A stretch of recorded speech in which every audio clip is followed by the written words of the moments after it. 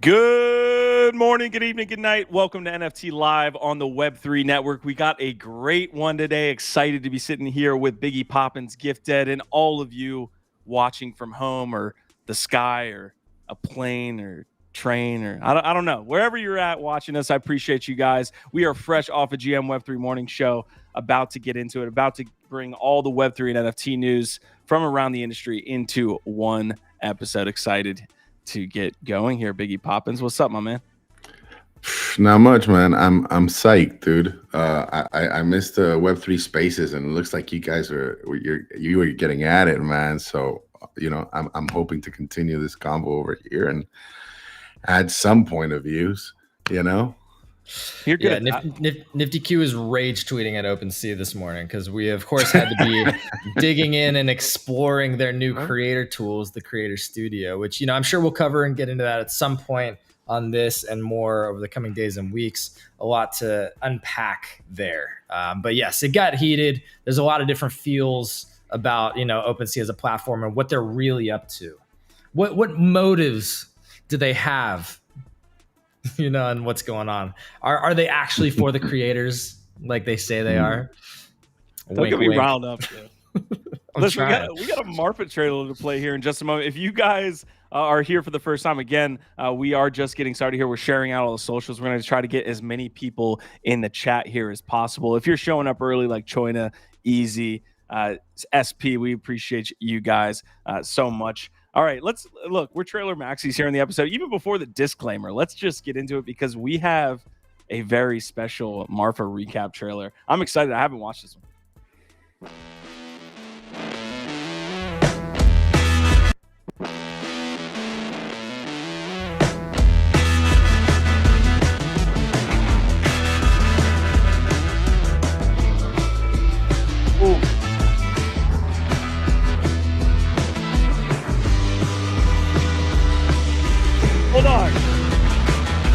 Hold up. What did I just see there? What did I just see there? Somebody you recognize, man.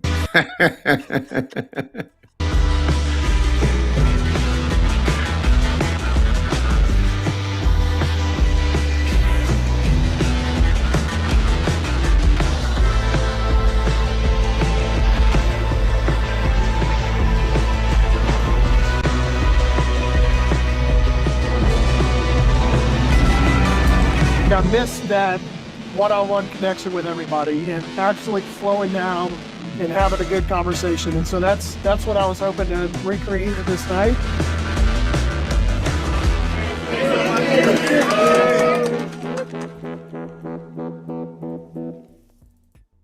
Damn. If I could turn back time. There's another term here. It's not FOMO, it's FEMO. It's fear I missed out. It's fuck I missed out. FEMO. Yeah, look, we already know. You had to rub it in, Biggie. We already knew we missed out, and it looks very cool. And yeah, lots of friends in there. Jordan Lyle featuring. You were featured heavy. I didn't see Jimena in there, but I saw Eli, who I just got to meet at the Proof Collective here when I met you, Biggie. Eli, head curator for Proof. I saw him in there a couple times. So yeah, that was a cool video, and yeah, it looks like an amazing time, dude. We're gonna be there next year. It's happening. 100%, man. It has to. It has to. Biggie was like a featured character in that film. He is a featured character. He's a featured character here. The guy, my man Biggie is the main character. Q, you didn't know? I didn't know, man. I didn't know. All right, that was like from the official Proof Collective account, by the way. It's a step back into the sun-soaked moments from Marfa, Texas, from heartfelt conversations to the buzz of creativity. Our meetup was a testament to the passion of our community. Dive into our recap video. Take that, Fudders. Yeah. Take that. All right, we got a full episode here today. We are going to touch on OpenSea Blur. We did have the CEO of Rarible in the spaces as well. That was a super interesting conversation that we had. We have some other updates from SuperRare Matt Kane. Shout out to Marty McFly, who came through in the Telegram chat with an interesting piece there on the ongoing, I would call it drama, happening between Matt Kane and SuperRare. Nike dotSwoosh gave a little bit of a reveal and unveiled a new drop for their holders. Rise and Oni Force, a couple different, I guess, out of stealth moves, you should say. And yeah, we're gonna get into a bunch of that stuff here in just Sugartown. We also have Chris, aka PR Guitar Man. We talked about the spoopy burn here that is going to happen with the neon cap balloons. Chris, I'm not getting your video quite yet. I need to see that before I pull you up on stream. But yeah, whenever you can reset that video, let me know, and we will do that. We're going to dive into that pretty early on in the episode. All right, fellas, before we get started, maybe Gifdead, make sure we don't end up in jail. And then, Biggie, let me know what you're getting into as well today and in the middle of this week. Sure. Let's talk about finances briefly, or not, because that's not what we do here. Actually, all right. Let me start over. This isn't financial advice. All right, just know that we're not financial advisors. You know what it is, but we got to say it for your safety and for ours. Don't take anything that we talk about here as financial advice. All this info is found publicly on the internet. All the opinions are solely of the Web3 team. Always do your own research, etc., etc. NFA DYOR. Bam. All right, Biggie, what are you getting into the middle of the week, man? Man, I'm I'm kind of like you. I didn't get COVID, dude, but I'm just like settling in. It's hump day, and I just want to take it easy.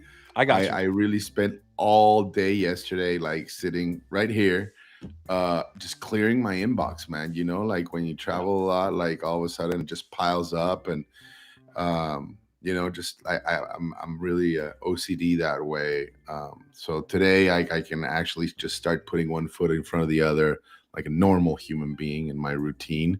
And that's it, man. All right. I am looking forward for the weekend, though. I'll tell you that much. I will not toss you any hardballs on this episode. I promise then. Guys, the one topic I forgot about is the damn thumbnail of the episode. FriendTech is getting some actual competition here from StarsArena. So I even heard, some rumblings that FriendTech folks are actually liquidating to move on over there. Whether that kind of is something that's going to play out in mercenaries, Q. I told you, fucking mercenaries. We'll see how much. Sorry, go ahead, Chris. What's up? How's it going? Sorry, I had some issues earlier. How's it going, guys? Dude, happy to have you. Excited, you. All right. I think I'm good now. All right. Yeah, it's good tuning in, man. You guys had great spaces earlier. I love listening to all the conversations. And yeah, you guys are rocking it in and out of the park. Great job. Dude, we love having you in our community, joining in on those shows. So yeah, thanks, man. Glad you enjoyed it. But yeah, we have you here. And, Q, you lead it, but I know we do want to highlight while we have you, the newest addition to... I saw it. Just addition, not addition, to the NYAN balloon project. Yeah, it's actually a little bit of both. I mean, it's an addition and an addition. So yeah, I've been, for those that don't know, I've been working on NYAN balloon for... honestly, like if I really want to be real, it's been 11 years in the making. I drew this picture like 11 years ago, put it on the internet. Nobody cared about it. Let's fast forward until earlier this year. I decided to offer it as a open edition. I was just like, hey, if you guys want it, you can have it. And it just blew up from there. So we've been doing seasons lately where basically I draw cats and you have the option to trade for other cats. Speaking of cats, here's a cat. This is a chip. But yeah, the newest one came out yesterday. It's called NYAN Balloon, Spoopy NYAN Balloon. And basically, it kind of goes in with the lore of the NYAN balloons of where you take a spicy NYAN balloon and then it burns a little too much, and now it's a spoopy NYAN balloon. And it's also great for the holiday season. But yeah, it took me about a month to make this piece. I've been slow. Well, because they're all hand-drawn pixel art that you then animate as well. So it's like, most people probably look at this and they're just like, oh, it's just silly little pixel art, but they don't actually know it's actually quite manually intensive to illustrate and create these animations. Extremely, yeah. I'm just like one person drawing all these things, and I'm not, I'm not really like the best artist out there, but I do my best, and every time I'm trying to do a little bit better. But yeah, every single pixel is hand placed. I actually use this really, really old program called Macromedia Fireworks. Macromedia got bought out by Adobe in 2008. So that's how old this program is. So yeah, everything is meticulous. I'm very stubborn with my technology. I like things retro. I'm a very, old school gamer. I love everything as pixel perfect as possible. And yeah, Nano Balloon's actually been really just like awesome to do during this market. Things are down. Nobody wants dilution of things. So that's why I offered this, hey, you already have this balloon. Hey, do you want to switch it over? You don't have to. But if you do, you'll get a cooler little rare one with my little touch on it. Chris, a lot of what's happening with projects that launched in the last 2 years has been them looking at their collections and saying, hey, maybe the demand is gone. Maybe we need to look at these things like buybacks or different types of burns. Like your project is obviously steeped in this like burn mechanic. What have you learned in the time since starting this burn mechanic and other things, just so that we can get that knowledge out into the world about being better with supply and these burn mechanics? Yeah, I think the biggest thing that I learned is to be flexible with the markets. When I launched NYAN Balloon, it was actually, everything was still awesome out there. Things are a little bit slower. So I have actually, part of the season 3 that I got going on right now is to fix some issues that I had with the initial mint. Initially, people were going crazy for these things, minting by hundreds and hundreds. And then, of course, the market, did its thing. And now, it's a little bit slower. So season 3 was my way to kind of fix a lot of these issues. So it's not just the spoopy NYAN Balloon. It's in this season. I actually have a Count NYAN Balloon, which is like a Dracula-based one. And then I have a diamond-based one that goes, and they're basically reserved for those who, like, at the very beginning went full on crazy on minting, because I had different mechanics, and ultimately it led up to you had to burn a lot of balloons to get these really nice ones. And at the time, they were low numbers in my head, but then the market did its thing. So now those low numbers are actually pretty high. So right there on the screen, that's actually my way to kind of restore the balance, I guess. So yeah, in season 3, if you have a multi NYAN balloon, which back in season 1, you have to burn 6 balloons to get it. That's why it has 6 balloons on it. If you have that, you can now get the rarer diamond balloon, and it literally just costs gas to get, and you don't have to get it if you don't want to, but it's there if you want it. Same thing with spicy. In my head, spicy got a little too spicy, a little extra spicy now. And then sorry. Oh, you're good. But yeah, and I was trying to make it fun. And then, of course, just for those who are just tuning in, wanting to have fun with the normal balloons, I made it now. Manifold, actually. By the way, Manifold's been awesome with this. They've actually helped me personally with this because it's new territory entirely for everything. They've been working on everything, and now they've made it so it's more flexible to burn balloons. So I actually also have a lumberjack balloon with the mushroom on top, and you can just burn any 2 balloons. In previous seasons, you had to have certain combinations to burn balloons, but now it's more flexible. Now people can just hey, if you have 2 balloons of any normal color, you can have this one if you want it. And yeah, just my way to have fun in this market.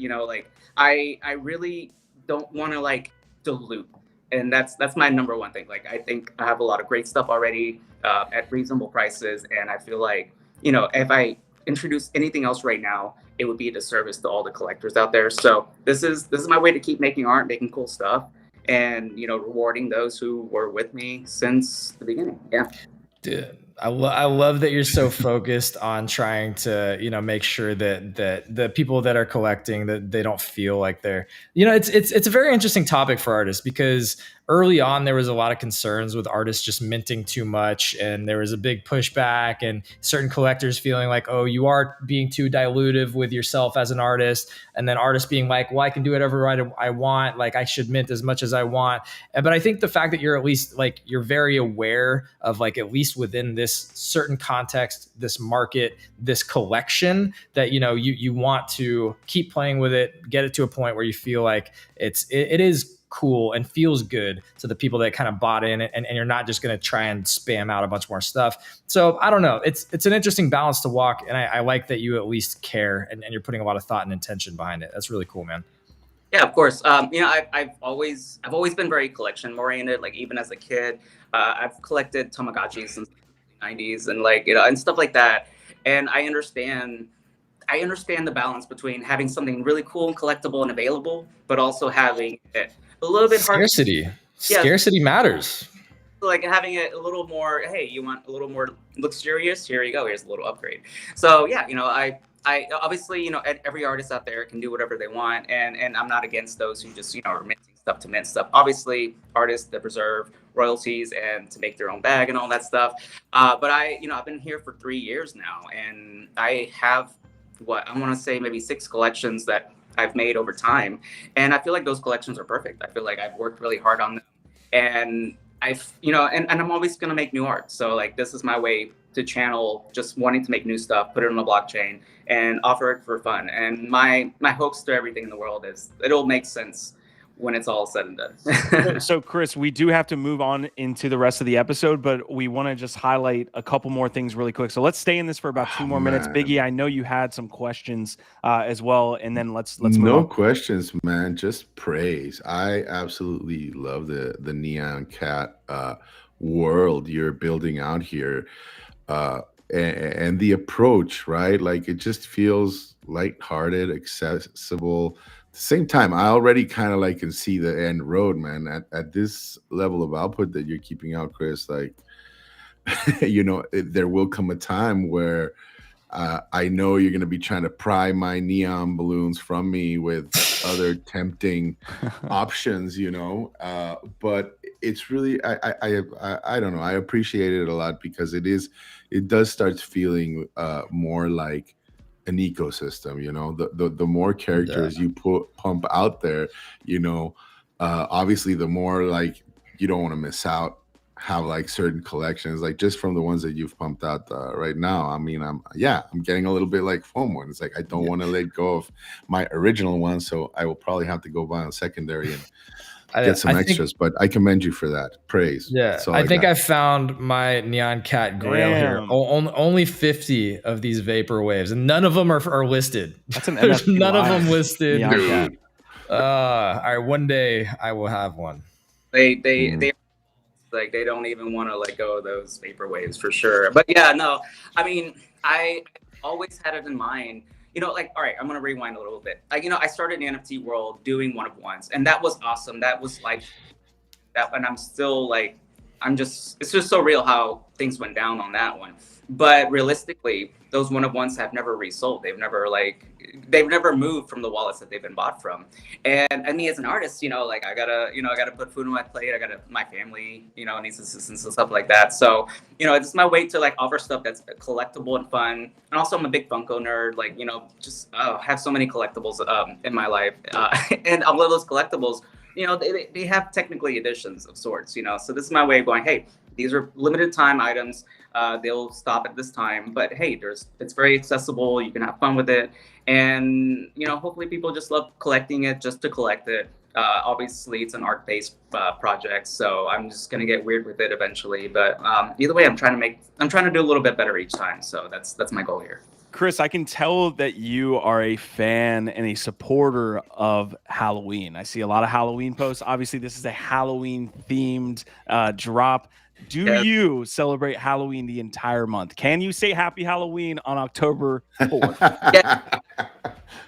I almost did it. On October 1st, I just started saying Halloween instead of October. Like, I replaced it in my mind. I'm a big Halloween nerd. I love all sorts of sci-fi stuff. I'm trying to restrain myself from doing too many Halloween stuff, but I had so many ideas in mind. Maybe next year I'll have another Halloween one, but yeah. And a follow-up to this, we do have the Treehouse of Horror, and you can see there's a NYAN Cat here in the Treehouse of Horror for The Simpsons. What are we thinking? Front and center here? That's like the brand. It's like branded with NYAN Cat. I know, it's wild. My thoughts here is, first of all, I think the NYAN Cat they're going to use is a good character, because if you look up at the scene, it shows Marge using a crypto kitty to beat up a Bored Ape, while all these other NFTs are like, I guess, ready to assault Marge, I guess. But like, kind of like the pig, the spider pig. It's kind of very spider pig vibe. I don't know how it's going to be used. They're obviously fans, but they didn't contact me. But I love it. I love this kind of stuff. That's kind of what it takes to be a meme. You gotta, gotta roll with the punches. I'm sure Marge is gonna kill all the NFTs, but it's gonna be funny. It's Treehouse of Horror. It's iconic. So I'm ready. Yeah. She won't be able to catch the Nyan Cat. It's too fast, Chris. I do have a question for you, though. Have you ever considered or thought about experimenting 3D printing your Nyan Cats? I feel they would look so cool. These were gifted to me, by the way. That's Mrs. Poppins. That's me. But I feel like I would love to have one of those here. Yeah, I have done 3D printing before. I had a U2's collectible that sold out instantly. I'm really exclusive on who I choose to do like merchandising. I would love to do, and I'm actually working on that right now behind the scenes. But yeah, like I've had some great success. Nyan Cat is perfect for 3D printing and that, so it's cool to see stuff like that. All right, I'll keep my eyes peeled. All right, guys, we do have to move into the remainder of the episode. Chris, feel free to stay if you'd like and chat NFTs with us. I know you have some takes on OpenSea as well, but if you do have to run, we appreciated your 15 minutes here with us, and always glad to highlight folks in the community. I have a little time, but yeah, I might pop out. But yeah, I want to listen to what you guys got to say next. Appreciate it, man. All right, folks, I see you guys in chat. Nick Swervis, Easy and Crypto, Squash Man. Who else is there? Choina. We appreciate you guys joining us early here. Share out the episode on X if you can. We want to get as many people in here as possible. If you're watching on Twitch, we see you guys watching on X as well. Thank you guys for tuning in either live or afterwards. All right, a couple local pieces of news here that I wanted to finish up with. Gifdead has been busy. My man, this is actually a really good one, by the way. If you were going to mint this, the world's largest, you did well. I did mint this. Well, thanks. I'm glad you think that I have taste in something that I find rather tasteless. Yeah, I was gonna bring this up and just ask y'all if y'all minted yet, because that's what I chose from this crazy trailer that they have and the mint experience. What do you mean you chose? You got to pick? Okay, so all right, so Biggie, you were here yesterday, didn't we cover this? So basically, the world's largest right now has a gamified mint where they have this ridiculous, this crazy trailer video, and the way it works is you choose and like crop out a screen grab from the trailer and then mint it, and that gets you into whatever rewards raffle they have. So yeah, I minted that from I chose that as a still out of this larger video to mint that. And it's really cheap, like $1 or $2, a couple bucks. Does it right on. A little not familiar with it. Is it something like when you mint it, does it show your place on the timeline of the video?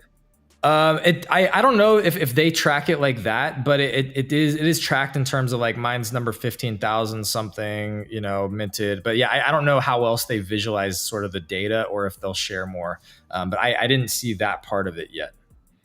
But here's the thing. I think they must be tracking what parts of the video are being minted somehow, because I think that part of the game here is that somebody's going to win something for minting. And I'm thinking it's because they find a particular thing in it and they mint that. Yeah. I think that's the game that's being played. So they must be tracking it. I just don't know if they're sharing that data or visualizing it anywhere yet.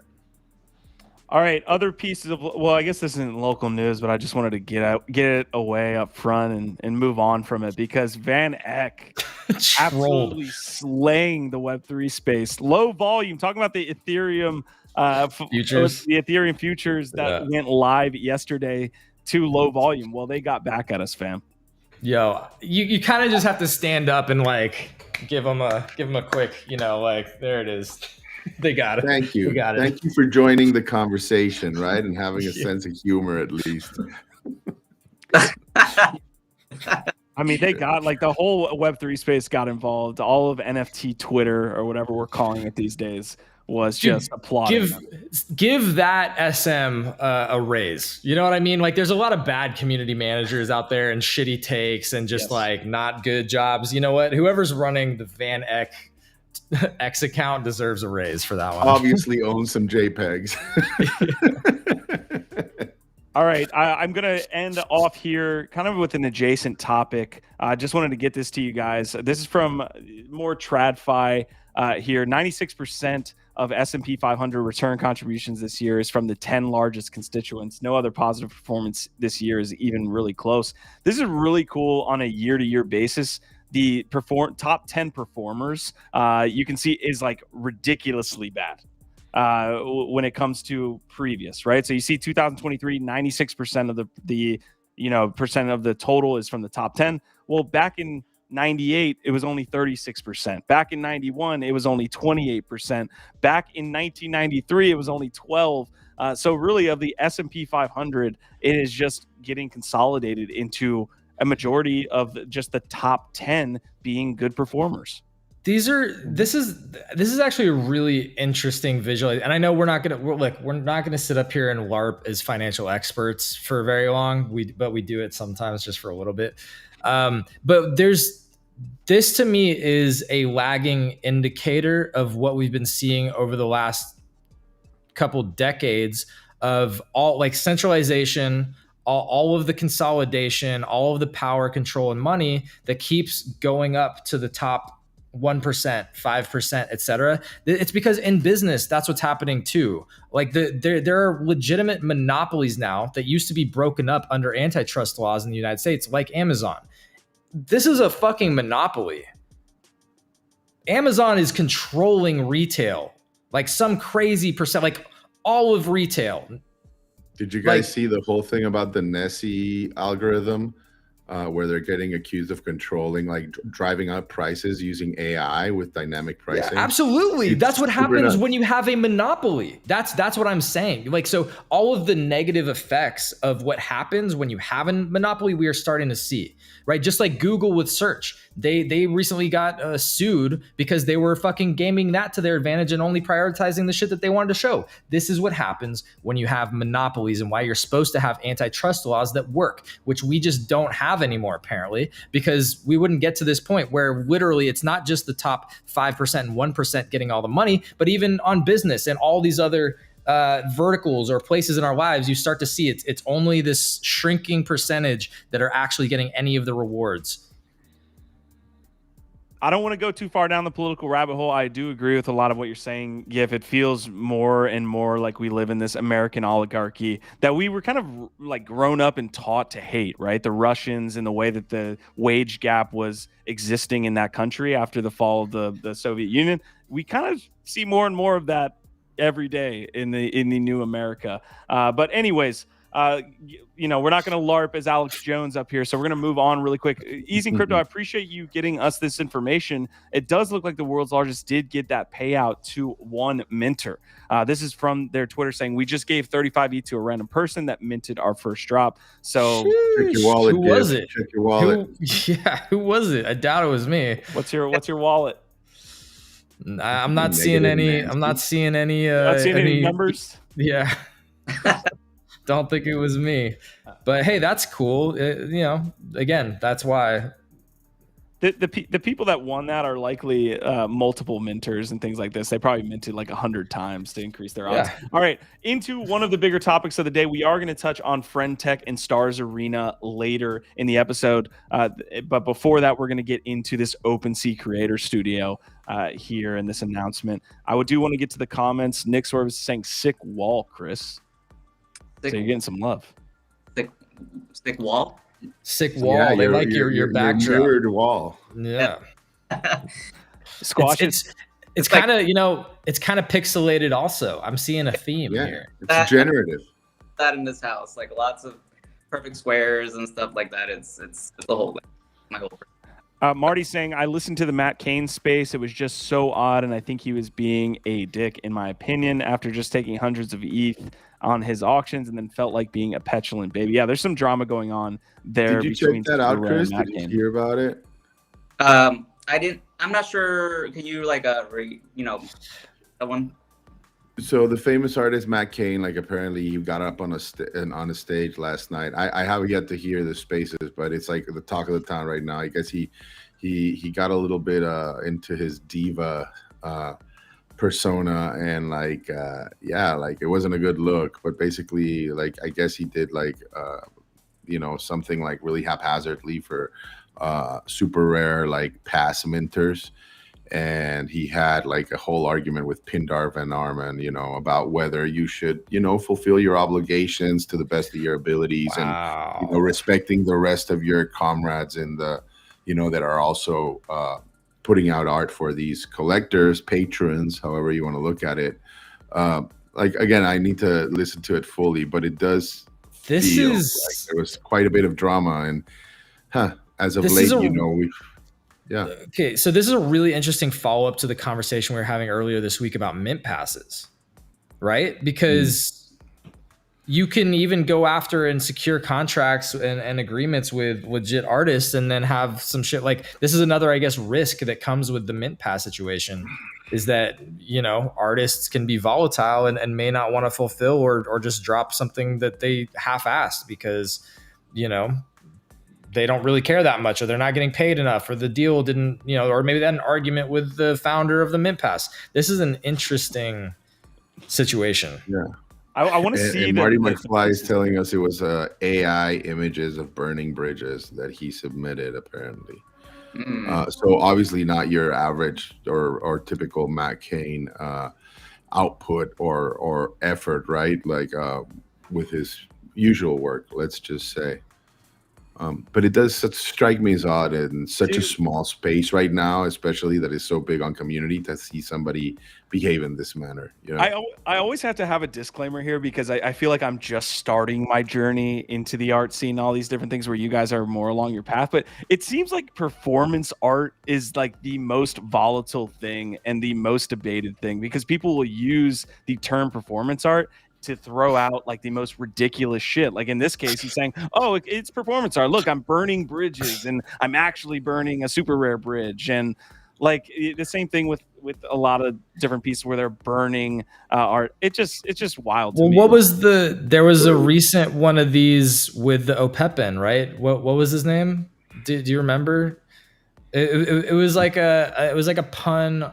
Fuck. It was like Michelangelo pun or something. But I'll give you a different one. Like somebody like Die with the Most Likes, right? Like what he's been doing with Blur. That's performance art, in my opinion.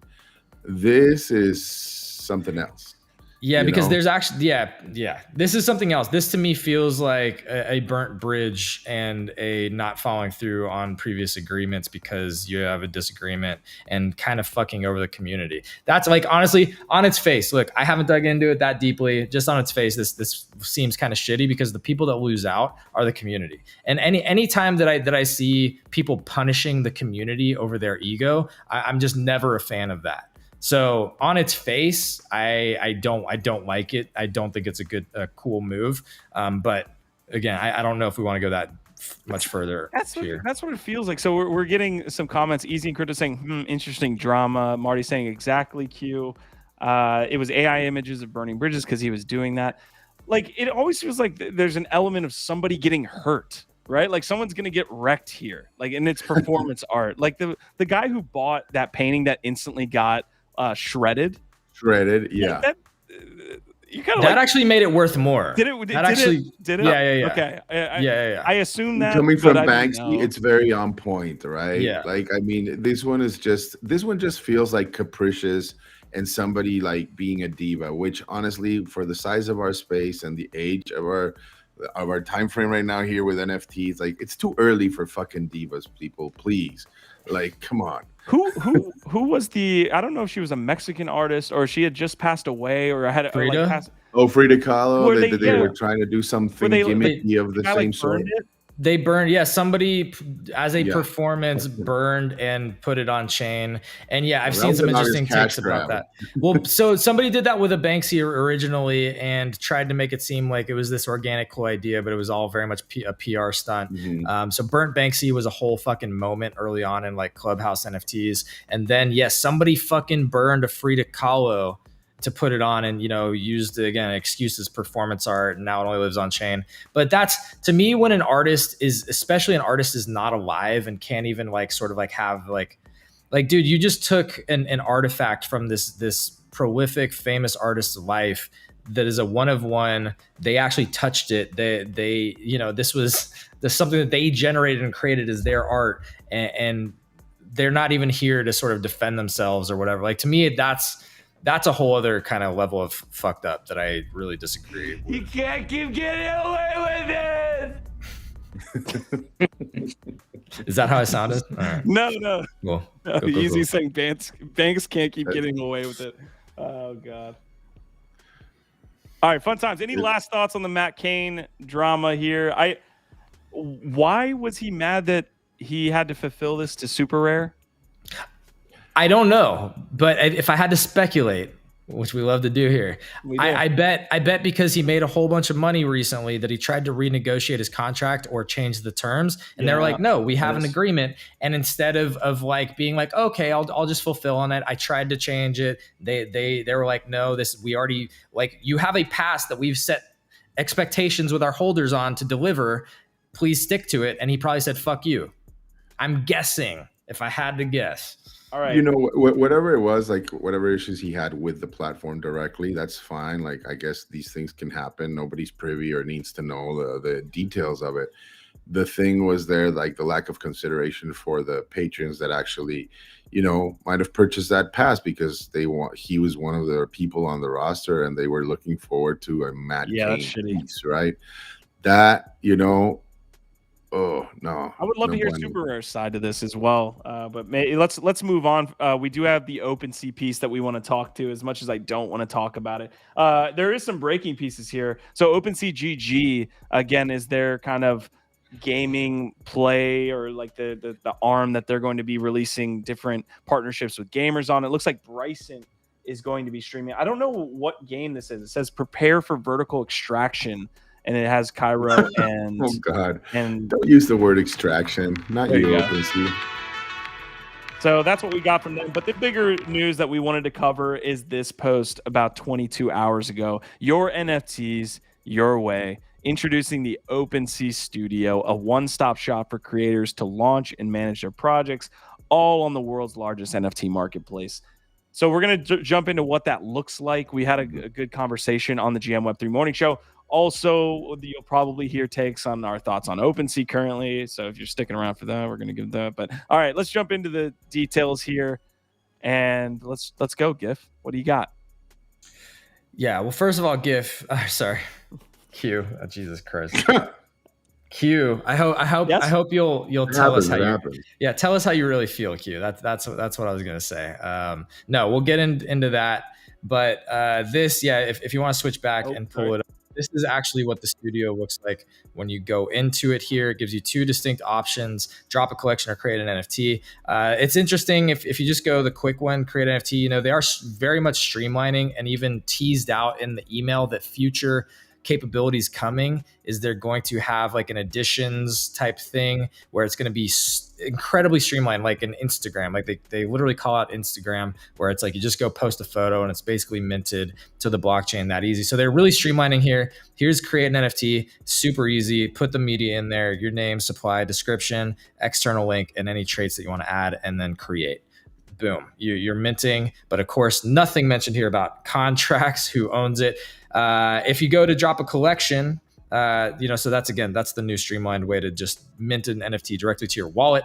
Here, drop a collection, you get some more interesting details though. So this is what it looks like to actually deploy a contract and a collection. ERC 721 specifically here. You got your image or your media, contract name, token symbol. So of course, when you do deploy a collection, you have your own token symbol. But this is interesting. You see all the different blockchains. They obviously are prioritizing Polygon and ETH here. Those are sort of the default options provided. But if you tap in, I don't know, can you see this? Yeah, there you go. You can see it. Almost 10 different blockchains: ETH, Polygon, Arbitrum Nova, Avalanche, Base, Clayton, Optimism, and Zora. So you can deploy on Base here too, Arbitrum, Optimism, L2s, and some of these others like AVAX and Zora, all within this new tool. You don't see anything though about contracts. Again, really, after you deploy your contracts, it does say manage collection settings, set up your drop, prepare design. So all of that's in the next step, but it doesn't, again, nothing mentioned about ownership, how the contracts work. But if you go down here under hidden advanced settings and expand this, you do have at least one other option here in terms of gas. Again, they don't really offer anything about self-sovereignty. It seems pretty clear. The goal here is to have you on their contracts and that they are going to control the contracts. We're still learning. We'll figure out exactly what that looks like. But here you at least have an option between a proxy and a standard contract. The primary difference, though, is just that you pay more upfront for one than the other, and one is more optimized for gas on the transaction. So standard contract is a little bit more expensive here. Again, this is actually variable depending on gas. So based on the gas right now, the GUI proxy contract costs about $7 and a standard contract costs about 15 times that or 12 times that, I guess, $85 to deploy it. But yeah, proxy contract is going to be much cheaper up front, but it will be more expensive on the transaction costs for people to trade, etc. And then standard contract will be more expensive up front, but it will be optimized better gas on all the trading for people later. So again, nothing mentioned here really about owning your own contract, self-sovereignty, etc. This is putting everything one-stop shop, and that does include owning your ass when you use this. And that's it. I mean, I'm not going to try and deploy something right now, so this is about as far as I'm going to get at the moment. However, tomorrow, if you want to come back, I am planning to use this new create an NFT function to do a test of the very first piece of art from my upcoming generative art collection, my first ever generative art collection. So stay tuned for that. We will actually use this, test it out. And if you want to get the first ever piece of art, sort of a teaser for this upcoming collection, you can do that. I did get the little teaser as well. You're one of the you and Jess are the only people that have seen anything so far, by the way. I didn't sign that NDA, so you were the first. All right, I'm with Alex here. Why would artists use this if OS gave up royalties? They wouldn't. Well, great question. My concern is I haven't seen this yet, so I'm not sure how it works. But how do the contracts look like? Because yeah, like, do you own your own contract, or are you on a new version of OpenSea Shared? Are you still on OpenSea Shared? Like, I need that information before I can have like a proper answer. But you know, I OpenSea kind of screwed over a lot of artists. Like a lot of artists. I know I was like tracking these specifically. Like low effort punks had to make like 2,000 punks within the deadline before they closed everything. Another project, Pixel Knights, had to like bust their ass and release 300, and you know they weren't ready for that, but they took on the challenge and they took it, and now their collections are locked, so they can't do anything, which is kind of what they were going for. But there's other artists out there, like for example, I'm on Reddit a lot, and on Reddit, people are kind of newbies out there in terms of the NFT world, and they've been using this lazy mint feature, and I've been seeing comments going, "Hey, now it costs money to mint now." Like these people didn't even know the details to begin with, and now they're like presented with this new thing, and they've been building for however many years, and now their collections are locked. They don't know what's going on. They, you know, just lack of communication, and yeah, like now start over a bridge, and it's a difficult process. I've seen projects do that, and some of those projects still are not 100% merged because, you know, dead wallets and all these things. So it's definitely.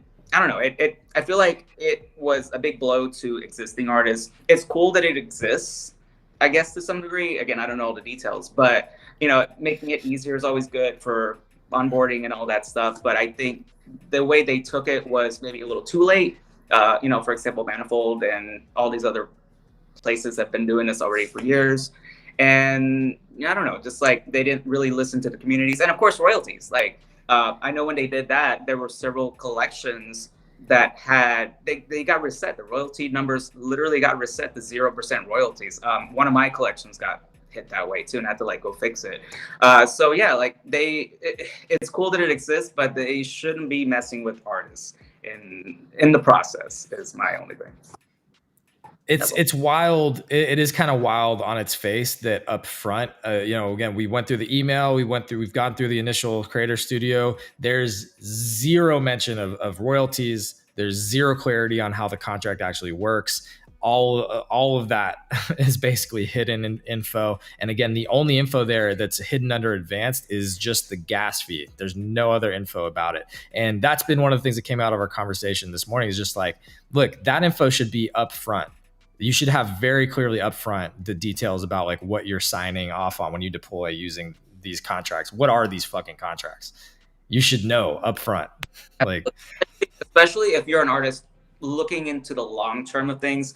I know I have worked with contracts with curated platforms, and then they just like axe the contract, and I'm like, well, that's it. You know, I'm stuck with, I have to do something else now. And that's what's happening right now to every single other like lazy mint artist out there. So yeah, that kind of stuff should have been stated ahead of time. Maybe we should have given more time to prepare for this kind of stuff. I feel like it was really rushed out, and I don't know. Trying to get ahead of holidays. I guarantee you, it's all driven by holidays and revenue schedules. Look, Diggy, yeah, jump in here. In a space whose core ethos is transparency, OpenSea hasn't been anything but ever. And the fact that they, again, omitted key information, you know, and just focused on trying to do the traditional marketing thing. I love how they did the fast food thing, your NFTs your way, like really empowering you without actually highlighting the nitty gritty of it, which I'm sure will come out to light. Somebody will dive in deep. Regardless, I think their track record shows that that is not their primary objective here. And yeah, I think you're right, Kristen, like being, you know, hesitant to adopt, and I hope all artists out there will do the same thing and read the fine print and get informed. Good thing is that we have other platforms and alternatives like Nifty Kit, like Bueno, like Manifold, who do lead with transparency and give you and empower you with tools to actually own your work, which is what this self-sovereignty, transparent world is all about. So you're still fucking up. It's very Web 2.5. That's the interesting thing here, is that in the worst way, it's Web 2.5 because they position themselves like they are a Web3 leader, and they own all of that, and they take all the accolades and try and be that. But this does feel like, again, like Meta or any other big centralized company trying to provide a simple, streamlined minting, you know, experience creator tool. Just get the masses in, get the everyday influencer who wants to mint their work, and they don't care about the contract. They don't care as much about the details of the royalties. They just want to put their stuff on chain and sell to their end user, and they don't really give a shit about all the details. That's what OpenSea is doing here. It feels very Web 2.5. Easy and Crypto saying, why did they blow it so hard? They had first mover advantage and could have stayed open the top if they supported artists and maybe dropped the token. I don't know. Look, man, I'm just scared of where this conversation goes if I open up about this. I have had my own run-ins, and I know people up here have had their own run-ins with things like BlockFi and had funds like locked up and stolen, basically. And that was because of in my opinion, the way that BlockFi positioned themselves was telling you that we're a Web3 company and we're doing it in a Web3 way. You should put your funds with us. And they were a Web 2 company, and they were SBF. A wolf in my SBF is the worst. The same thing. You know, effective altruism. Like he literally, that was his brand. That's how he got me. That's how he got so many of us here. You know, just because people can come into the space and learn the nomenclature and immediately start using it, you know, all these little buzzwords, doesn't mean that they mean it. And it's unfortunate, but you know, again, core to our ethos: don't trust.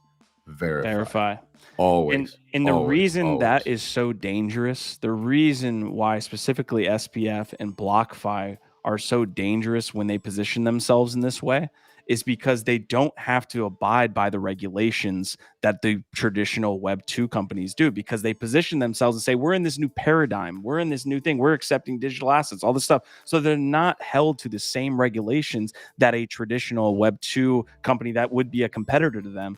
They position themselves in the middle. And so it's like the worst of both worlds. You have none of the security that the Web 2 industry provides, and you have all of the risk that the Web 3 industry provides. And it's just wild. People got completely wrecked. And I use that analogy. I'm trying to maintain myself here because, again, I hate people like this. I truly do, because they are wolves in sheep's clothing. They do position themselves as creator first and have at every turn said otherwise. It's said and done, more so done otherwise. I pulled up the NFT stats thread where I got into an argument with stats because he was basically saying, look, OpenSea put their foot in the ground on royalties back in before Blur ruined everything. And so my response to them would be like, the first time anything got hard, OpenSea completely closed up shop on putting their foot in the ground and doing anything that would be hard and anything that's showing their character on protecting artists and protecting all these people. No, they folded up shop. They chase the dollars. They chase the liquidity and the volume. They don't give a shit about artists. They at the end of the day, all they care about is the money. And the last thing I'll say on this GIF, and I'll shut up. The idea of this space also is incentive alignment, and OpenSea and the community that has used them has essentially not have incentive. Like launching a token is a way to have incentive alignment, and I know that can get lost in the sauce. Like there can be rugs and all these different things, but one of the main ways that you've seen in this space is to grow a community and have that flourish is incentive alignment. And OpenSea has not given back at all outside of these like tools here and there to the community. OpenSea has not shared in the growth that they have made over this time in the way that we've liked to see in Web3. Right? Blur is going to continue to grow, and they're going to have a token that they are dropping to their community. You know, and it's not. Look, I pause when you start to try and position Blur as altruistic or good Blur for is the space. Yeah, and so the last point I'll make here is that's my defense of Blur from the beginning, is that Blur didn't come in and say we're creator first. We're the creator first platform. They came out and they're like, this is us. Look at all these financial tools for NFTs. And at least they're being honest at that point. Hey, degens, go gamble. Here's some super powered gambling. No, you're right. They didn't lie about it. And I get why that's like especially insulting / feels a lot worse. And also it can entrap more people, right? Who really have no idea what they're getting into. Look, we've sat here talking about the downside and the concerns that we have. One interesting possible upside, to just try and give full picture here and be fair, is that there is a solid chance that this does reduce a lot of scammy activity on different collections, because with more centralization and control, and people being in one ecosystem, you're not going to be clicking out to a lot of different links and third parties. You're not going to get a lot of people, deploying a bunch of stuff that you don't have as much assurance of where it came from. If it's all coming from OpenSea's toolkit, the chances are that you can probably trust it's not going to drain your wallet. So on the good side, it might cut out some of the scammy behavior, but obviously, it's a deal with the devil. They don't mention it is. They don't mention the fees that they're taking anywhere. They don't mention what the contract agreement looks like. We'll get more into the minting details tomorrow, etc. But on its face, you should have all of that type of info up front. I'm not gonna go ahead, Chris. I was gonna say, I mean, you're right. I mean, it's something, and I would rather have that than get drained. But like you guys said, transparency is super important, and they have had a track record of not doing the best out there. I'll say that lightly. But yeah, I guess we'll see how it goes. Either way, I think it ultimately does offer a platform for new artists to come into this space. And if they're new to it, it's so confusing. I will admit, people on Reddit have no idea what's going on. I'm constantly trying to onboard and help people as much as possible. This gives people a safe place to experiment and try something new. So that's good in that regard. And that I love to see that. But I don't know, OpenSea just has to get their stuff together, I guess, and be more transparent. Look, I want to transition this into maybe talking about a little bit about Manifold and the work that you're doing with them and Rareable, like these other options that we potentially have that can go with Transient Labs now too. Also. Yeah, I want to transition there. So, any last thoughts here from y'all in chat or you guys? I will say, look, I think dropping a token has a lot that goes into it. I know people kind of roll their eyes whenever that is kind of mentioned. I do think that would go maybe a little bit of a way in the Web3 space. Like people would feel like, hey, look, this is the way that incentives are based in this industry. And But so it's for the same reasons, right? That it's been exactly. bastardized, right? Like where you see a token properly and transparently implemented, right? Like they're a handful. But how many Ponzi-nomic, token schemes have you been a part of or have you seen, right? And it's like the modus operandi in general of whether you want to say Web 2 or the traditional way, right? Like you enter these new spaces, they don't seek to keep their promises or their word, but they use the nomenclature of alignment and, oh, we're going to drop this token for alignment and you're going to get a say and all these other things. But, you in the end, governance. I don't know. I'd much prefer this Wild West, Q.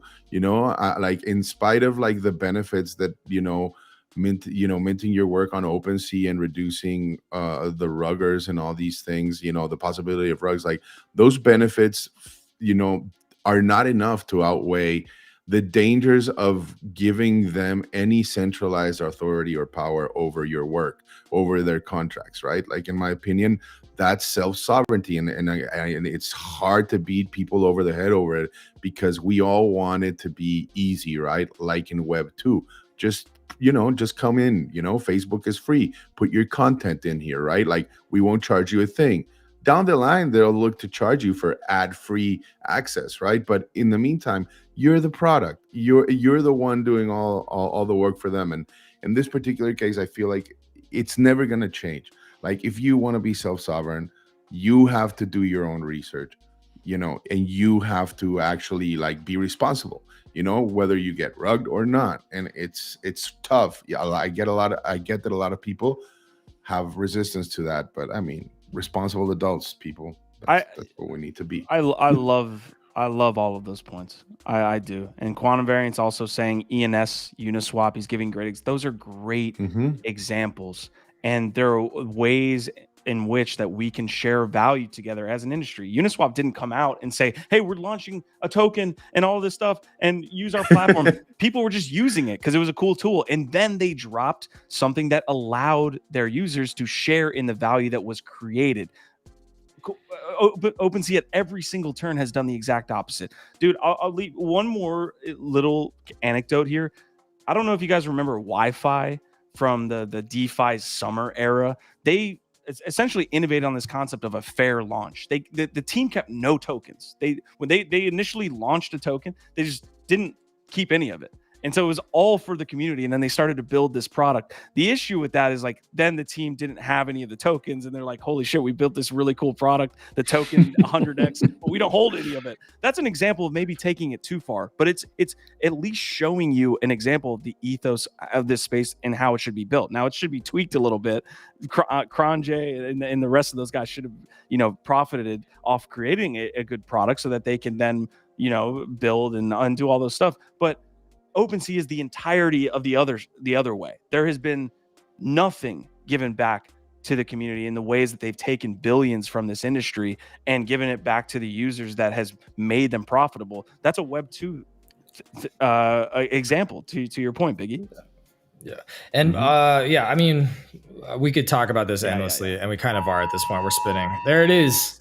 Prodigy was just calling it out. I was about to say turn off your phones so you don't get that shit. I just turned off my phone. But government emergency alarm. We just heard it. What happened? They're testing. They're testing an emergency alarm that's nationwide. Yeah. All right. It's still sounding. They don't give a shit. Damn. Silence, person. It's like a comet hitting the earth or something. Sorry, people. God damn it. Shut the This fuck is up. a test. And then we lost Chris. Oh, God. It's all happening. Is that on his phone, probably? They found us, bro. Where is that coming from? It literally sounded like it was in the room. All right. Holy shit. All right. Valves is saying, what's up? He's over there on Twitch. We appreciate you guys tuning in wherever you may be. Hopefully, Chris is all right. Hopefully, wherever he may be, it didn't the alarm scare off the earth. All right. Yeah. Well, I think he was on his phone, so I think he literally just got blown up. Yes, everyone's Quantum. getting it. I need an F in chat from everyone that just got that. Hopefully everybody's okay. All right, you were saying that we do need to move on. I will transition it to this as well. Zero, one of my favorite accounts to follow. You guys should give him a look here. He's saying when people aren't dumping on Blur for points, the price can go up fast. Pudgy Penguins up 11% in one day, and look at those OpenSea icons. This is a taste of what's coming daily in the next bull run when the Fed is printing again. So Zero making the point now that, you kind of piecing it together a little bit. I even asked him like, hey, how much of this is blur and how much of it is just the market taking a shit? And he said the fact that you get points for reducing the floor means by default it was pretty heavily blurred. No dude. So there's no shit. I still push back a little bit against this because everything else is wrecked. So I just don't agree with the ethos that like we would be in Valhalla somewhere. But that's not what people are saying. That is dude. what he's saying. He's saying that blur, he's saying when people aren't dumping on blur for points, the floor price can go up. But I feel like you are. What I'm trying to say is just by pointing out that blur is dragging down the market and incentivizing people to like undercut floors and is driving this negative feedback loop is not the same thing as saying that without blur we would be in Valhalla. Where would we be? Where would the floor price be? And then there's where you get into a subjective conversation. Where would the floor price be at Bored Ape Yacht Club if blur didn't exist? Tell me right now. Dude, you know that you know that I don't know the answer to that, but I bet it would be at least some percentage, like some meaningful percentage. 10%, 15, 20%. 10% doesn't matter. That's 2 ETH. So let's say 20% then. But this is the thing is that's speculation. I don't know exactly, but I do think that it would be meaningfully different. I don't think I think things would have been dragged down no matter what. And I'm agreeing with that. That's what I'm saying. But I think that this holding at a certain level is very different than this. I agree. Right? We're meeting somewhere in the middle on that because I think a lot of people on the blur hate side say blur's the reason. And you look at ApeCoin down 90%. You look at it's not the sole reason, you know. But here's the thing, Q. Like you understand in the space the psychology of seeing number go down and how negative feedback loops work. Because when things drop precipitously and don't find a floor, everybody panics and starts selling.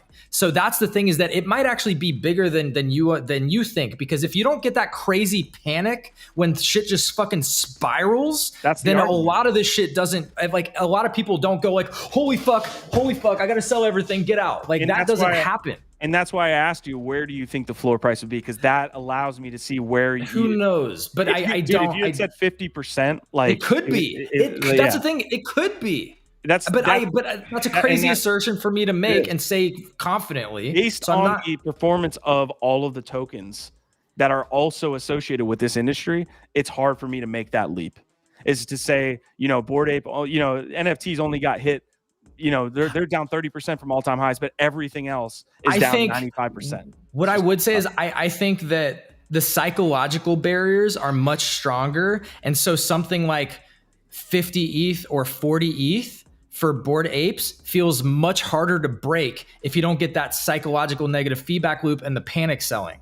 I think a lot more people would have felt comfortable sitting at one of those strong psychological floors if everybody wasn't fucking freaking out watching everything tanking and following that negative feedback loop and the panic. So, but I can't say exactly what it would be. I'm not gonna. That's a fool's game.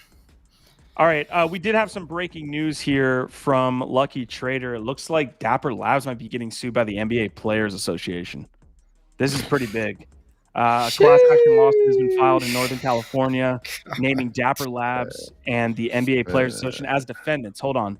Maybe I mentioned that incorrectly. The suit alleges that defendants violated the Video Privacy Act by collecting and sharing highly sensitive about basketball fans' video consumption. Oh, my God. Who's the...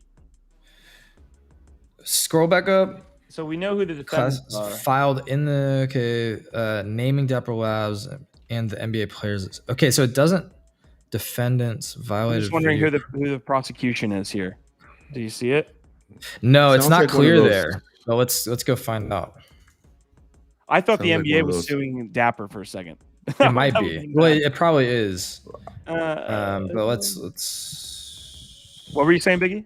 It sounds like one of those ambulance chaser lawsuits, right? Like, video privacy of fans, consuming habits. could it be like from like just like the highlight reels of the players and like, you know, fans being featured in the background, or could it be either that or just people like actually, you know, consuming the content from Dapper Labs? But yeah, this is well, so this is very much breaking, because I'm like searching for news and I find nothing yet on this. So this is very much developing, and yeah, because we don't know, we should probably wait until we can find a little bit more info to get too deep onto it. Oh, here we go. But yay.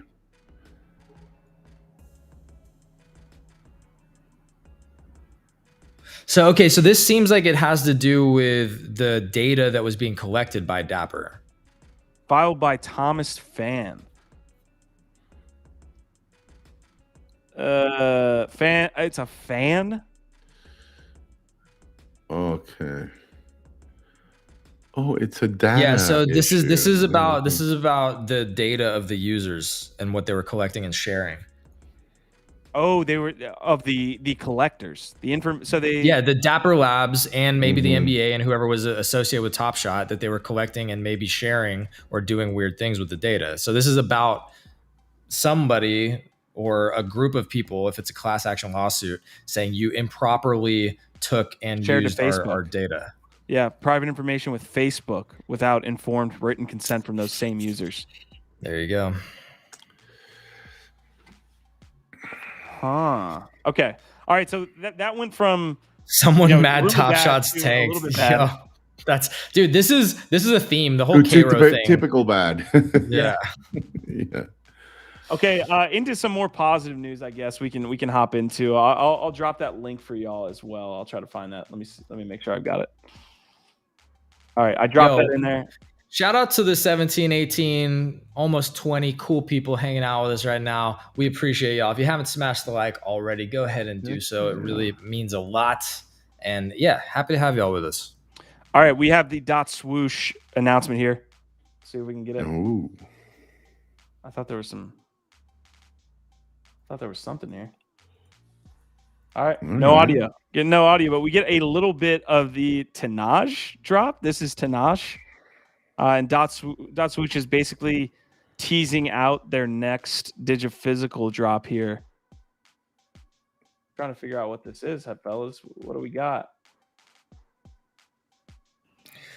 This is a strange tease. I'm not gonna lie.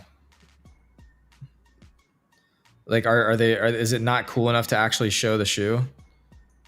So they have it all like blurred and shit. That's kind of weird. We lost it. No, I mean, that's all we had. So I didn't know what we shared. So dotSwoosh unveiled an exclusive physical sneaker for users who purchased and reveal an OF1 box by October 16th. So didn't you reveal an OF1? I got a couple. Yeah, I really haven't looked back at it since, though. They dropped like the 3D files, which was the utility that came with it. I guess you could add this as maybe an additional utility for that. But honestly, haven't really had many. Oh, here you go. I mean, yeah, this is on the website, so I can pull this up if you go to dotSwoosh right now. Yeah, I've also got a random Twitter user that we could also hear from. Your favorite sneakers are entering the digital world, and Nike is leading the way. Nike's new sneaker TINAJ for This Is Not a JPEG digital sneaker is set to be released on October 20th. Not everyone is going to have access to this sneaker. dotSwoosh is Nike's very own marketplace where sneakerheads can purchase one-of-a-kind shoes like these ones. dotSwoosh members can also create their own collections and earn royalties on their sales. Nike's pivot into digital experience. All right, let's jump into that website real quick. What do we got? Virtual meets reality. You must be an OF1 box holder. We get to see his private key. Uh-oh. Show that. All right, while Gift's doing that, I do have a couple more stories that we are going to get into. Rise and Oni, and I think we can end with the Tech StarsArena as well. So Gifdead's loading in now. Biggie, did you get into StarsArena yet? I know you were kind of commenting on them. Yeah, I have not. I do want to check it out, and I want to check out the rest because I don't know. I mean, have you seen that there's like one on Solana as well, apparently, and then there's obviously one on .btc, like yeah, ordinal version of it. Yeah, so I don't know. I just want to see what how much of a reskin, what differences they've made to the product.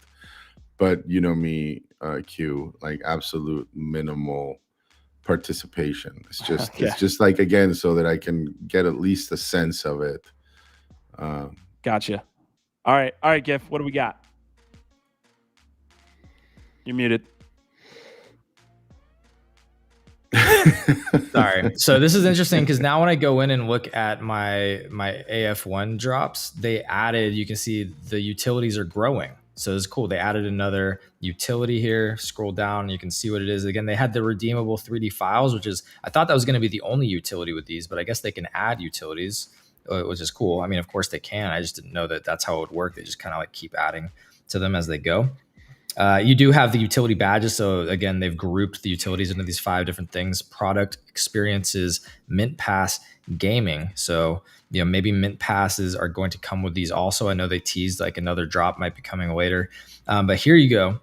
Product, the new utility, Air Force One Low TINAJ, first come, first served, starting on October 20th, as we mentioned. Ooh. You have exclusive access to purchase a physical pair of the Air Force One Low TINAJ. How to redeem access to this product is only available in the Sneakers app on 10/20. Turn on push notifications to be alerted of your chance to buy. So I'm guessing that I will link my dotSwoosh account if it's not already. I think it might already be, actually. Are but OF if not, on secondary? Are OF1s on like secondary? Or are they? That's a great question, because I don't think they have a secondary market yet. I've been waiting. Like, when are they going to do that? You can go to the gallery. Like, let's try. So, you gotta think Sneaker has. I think it's like gallery, this, right? Yeah. Well, I think they're taking, again, it's incremental steps to make sure that the platform works, and they're adding different. They're testing all these different things. This is going to be, I guess, the first physical drop tied to dotSwoosh, utility or access. So you can see they have the gallery here.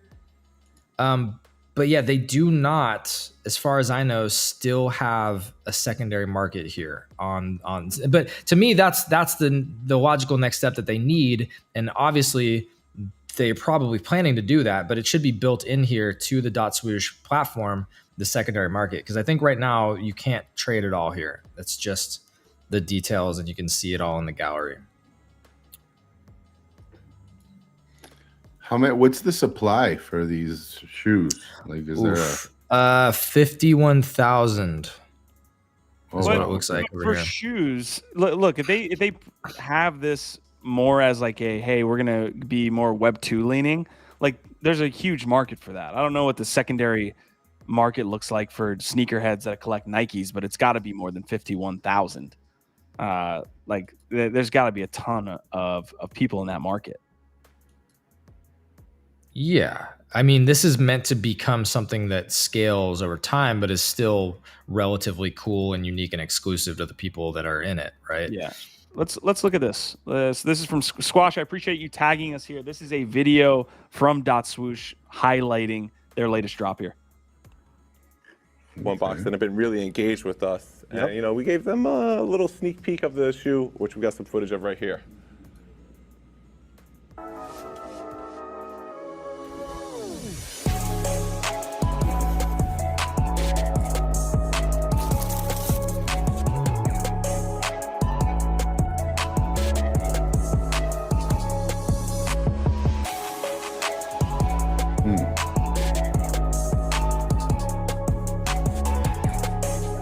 Yo, the chances that these people are not in Web3, in my opinion, are high. I love activations. This is the place where you see crossover. Yeah. No, this is the place where you see crossover. And again, Web 2.5. Web 2.5 is where you're going to see a lot of the growth in the next bull run. It's not all just going to be degens.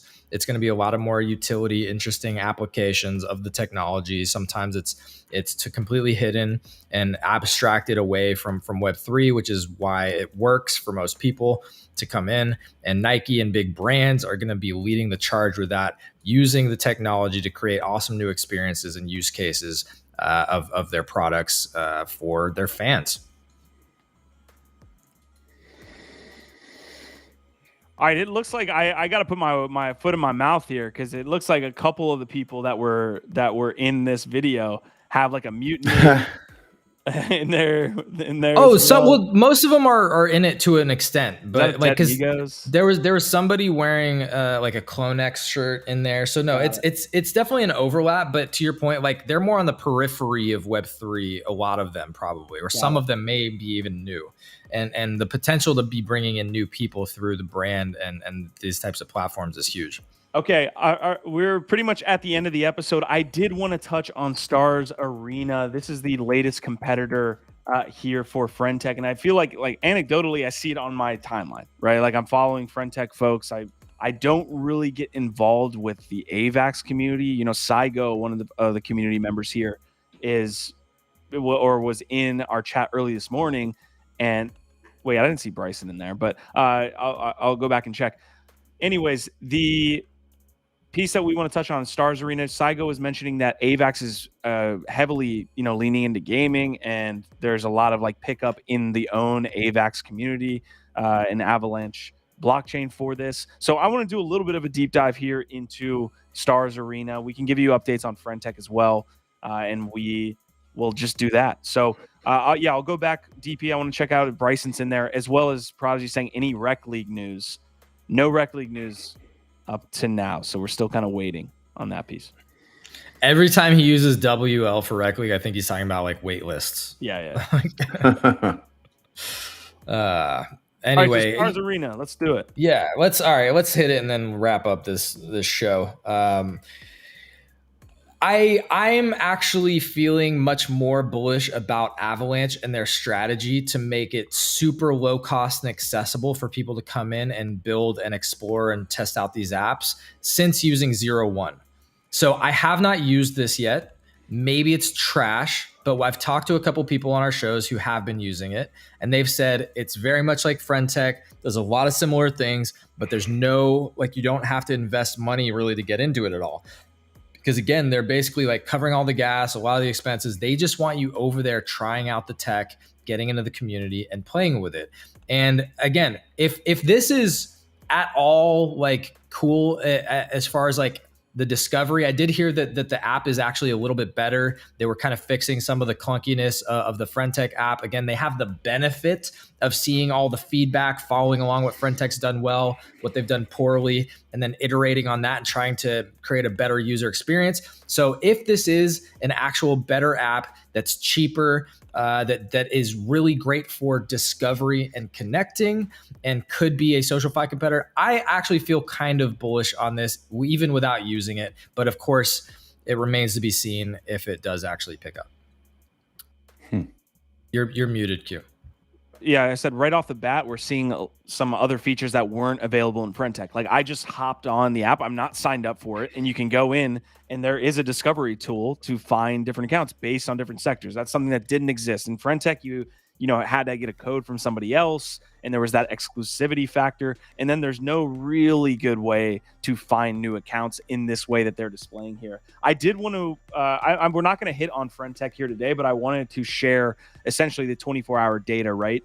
Still a good amount of users there. Daily buy volume fell by 25%. Total volume fell by 10%. TVL has pretty much stayed stagnant, lost about 1 million here overall, and then so we saw a little bit of a dip. Some people saying that maybe FriendTech volume is moving to this app. But Biggie, thoughts on this new app as we kind of explore it? Man, I do want to dive in and check it out. Like you said, I mean, that's one of the things that piqued my interest immediately, was that people seemed to be pretty satisfied that it wasn't just a straight reskin, right? But that they did iterate on a lot of the pain points that FriendTech users have been having. And because it's on Avalanche, and because I've been also just enjoying myself like GIF in 0.1, I think, you know, like, I mean, I wouldn't be surprised if down the line they announce something about a possible token, right? And that might attract another avatar of users, right? But for the time being, I find this refreshing and accessible. So, and I do want to also like compare it to, because apparently like this is not the only chain that they're doing this. Again, there's one in Solana, on Solana, and then there's another one that's like on Ordinals or Rootstock or .btc. I don't know. Just to see what, you know, what they're trying to do differently, right? Because I don't know. I think competition is healthy. And this can only be good, like if we really do believe in the social fi space, and we don't want this to be just another flash in the pan. I'm bullish on other people iterating, right? Like that'll iron sharpens iron. So let's see what happens. All right, so that website that we were sharing was actually from the Avalanche Explorer. I do want to point out what I got here as I clicked into StarsArena.com on their Twitter. This is what I got. Oh, so again, no, somebody's been up to some fuckery, huh? Well, yeah, we got Prodigy and Choina here both saying that they're having issues accessing it, whether it's via, you know, just the website or MetaMask. So it'll be curious to see what's going on there. And I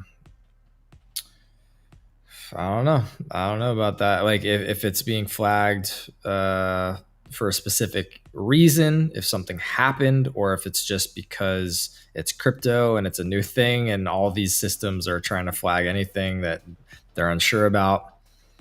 Hard to say. All right, so like the conversation obviously around having some competitors, I think is good. To Biggie's point, I'm not in FriendTech. I'm not in StarsArena, so I was gonna kind of try to jump into the app and see what we could do, but clearly I got flagged there by MetaMask. I'm of the ilk that, you know, it's, you know, FriendTech users are primarily Ethereum users, in my opinion. I don't think they're gonna take the major step to move over there in mass. I think there will be a good amount of people that do it, but if a majority, I think, will stay on FriendTech. So maybe that's dinosaur thinking here, that FriendTech has the first mover advantage, but we shall see. I still want to stay on this topic though, fellas. Like, I'm trying to figure out the best way to share this info. Damn it. I mean, you can continue to the site, right? I mean, let us know. Look, let us know if you're interested in using these SocialFi competitors. I kind of feel like I don't have much more to say about it right now until I've like maybe tried it and maybe we get more data points around it. But yeah, I guess my whole thing that I've been saying is I really see 2024. I see it shaping up to be a massive year for SocialFi, and so I think FriendTech will be part of that. It seems like they've established themselves as some kind of leader right now, but there's going to be others that pop off and have some success as well. And then there's always going to be the mercenary capitalists in the space that are just jumping from one to the other to try and, you know, get whatever airdrop or, you know, rewards they can to game. So I think this SocialFi game is actually just beginning and is going to become a big thing. All right, guys, we're gonna hop off here in just a moment. Then here, I wanted to maybe find a good Dune dashboard for this. So maybe we could see. So StarsArena time series. We can see a huge jump. Apparently they're called tickets instead of keys. I mean, it's an arena, so it's kind of, they're going by that metaphor. But yeah, you can like buy people's tickets. All right, here's a good Dune dashboard for you, so you can kind of take a look and get some data on what we think is happening. You can see the daily protocol fees shot up overnight, so this is happening over the last 48 hours. Daily active wallets shot up to 8,800. So that's actually matching FriendTech, is it not, or is that just new users? I mean, well, there might be differences between just people signing up and actually being active, but yeah, that's. I mean, yeah, I think it's a lot of people. Yeah, no, return users. So this is, yeah. So when Tyler's talking about it, return users. So that's daily active. So is StarsArena at the daily active users? Dude, maybe if that's a legit dude dashboard for it, and those are real stats that they're pulling off chain, then okay. So daily buy volume is sitting at 3 million, 7 mil cumulative. So pay attention to that 3 million. Again, the daily buy volume for Friend Tech is around 4.5 million here. So wow, daily creator earnings as well. That's going to be strong. Again, I think they went with the model. I need to make sure, but they might have gone with the 50% model again. Wow. Okay, well, look, daily active users and the current buy volume is pretty strong there over on that app for it being like the 4th or 5th day that it's been active. Yep, this is a hot meta right now. And again, I don't see this dying out anytime soon. I think it's going to get bigger. It might go through these waves, but I think that SocialFi is a much bigger idea that adds a lot of different interesting dynamics between people to gamify and try and hunt together and, connect in different ways and value each other in different ways. So I guess I'm not that surprised. Although those seem like really strong numbers for the first couple days. What's up, Biggie? What's up? We missed you there. Yeah, I had some people ring my doorbell at an odd moment. How dare they? Kept insisting. So, yeah. But I agree with what you said. I think it is something that it's very obvious that people want an alternative to traditional Web 2, and I mean, Elon isn't doing anything but just fueling the fires there, right? And so, yeah, I want to see how these different platforms develop. As you know, I'm a little bit skeptical about these initial attempts. Like, tread carefully, but I do think, like you said, it's important to just jump in and look around, get some first person experience. It's just the way. Right. Yeah, I'm, anecdotally, I've been in Friend Tech and I've dove deep here over like the last, I couldn't get it involved in a lot last week. I was not really buying and active in the app. I'm seeing a lot of sells in like the last 20 minutes from 3-3ers that I previously got involved with. Another, they're all moving. I just want to be, only two, right? Getting more of those, huh? All right, here's my dashboard on Friend Tech, by the way, just to give you all like a look right into exactly what I'm seeing. So I put about maybe 1.75 ETH in this. So my current value right now, portfolio value, is not exactly doubled up, but we're pretty close. You can see where it'd be beneficial for folks that are putting 10 to 100 ETH and all that stuff into this. That's where I'm sitting today. You can see as I kind of get into the app, let me see if I can go into what is happening now. So 3-3ers are guys that I have bonded. Again, like we're you buy mine, I buy yours. You can see I've got a sell here that of a holder that I've held for a long time. It looks like Tig is selling that guy as well. So Kramba as well, another holder that I've had, I believe, sold a Nifty Q key in here somewhere. Yeah, you can see Kramba sold Nifty Q. So these are guys that I had a 3-3 set up with, which the incentive on the platform is to not sell a 3-3 because I'm selling them back. But again, that you can get wrecked pretty quick on that. But yeah, I'm just giving you guys insight into the app. It does look like there is some people either leaving for maybe StarsArena, or you see this before even StarsArena launched. Well, but it's interesting to see this movement right now. Look, this is Black's a holder. I love it. What's up, This brother? is the problem in general with these things, is that, again, like, it is financial, and at a certain point, like, the Ponzi-nomic aspects do show themselves.